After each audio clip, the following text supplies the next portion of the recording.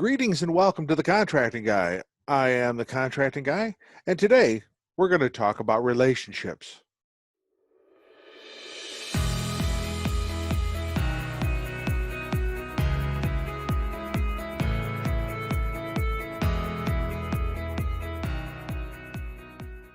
Contracting is a full contact sport.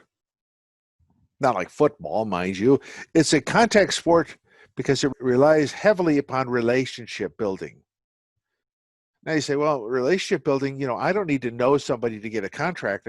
Yeah, I guess you probably don't in a perfect world, but we don't live in a perfect world. We live in a world that's inhabited by humans, and humans have particular behavior patterns. One of the behavior patterns is that people tend to work with people they know. Now, you'd say, well, that's not fair. And I go, well, is it? Let me explain.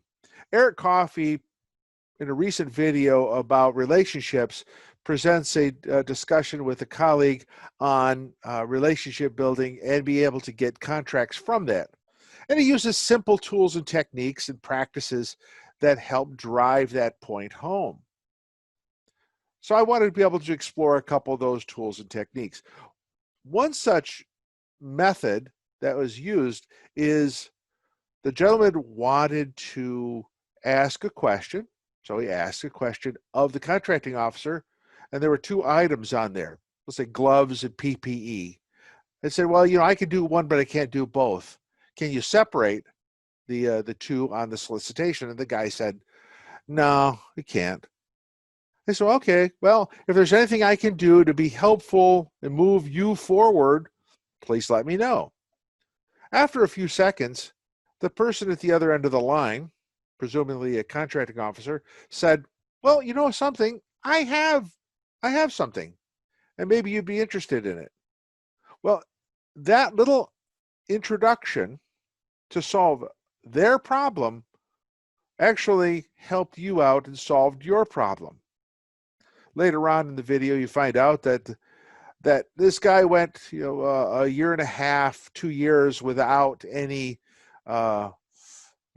contract, and it was because he approached it incorrectly, or perhaps even relied on comments that were, well, if you trust the system, this will happen. Well, you can't rely on the system to do that. What you have to rely on is your ability to meet and greet people, meet them in their space, answer their questions, solve their problems, and be polite about it. Because it's not about you, it's about them.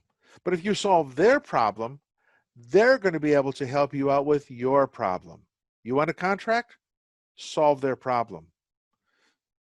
The relationships that we build, whether it's in an elevator or on a phone call or at a casual meeting at a professional organization or association, or at a meeting of the Chamber of Commerce, all of those help you create the relationship that you want to have with a prospective seller or prospective buyer. So you want to have that prospective buyer know you because you were the one who said, well, if there's anything I could do, let me know. Here's my contact information. I'll contact you later. And surprisingly enough, that might tug at the person's heartstrings enough to be able to say, that will work. One of the things that I used to do when I worked for the Department of Veterans Affairs, we would go to a Meet the Buyer event. In most events that I go to, I wasn't going to buy anything, had no plan on buying anything, but I was there to coach small businesses.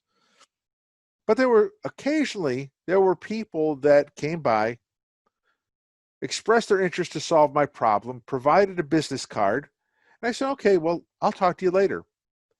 And lo and behold, sometime a little bit later, I needed their help. I had their business card. I took that business card, gave them a call, and we were able to solve some problems together.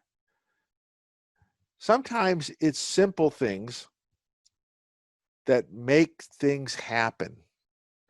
Don't discount any opportunity you have to build a relationship.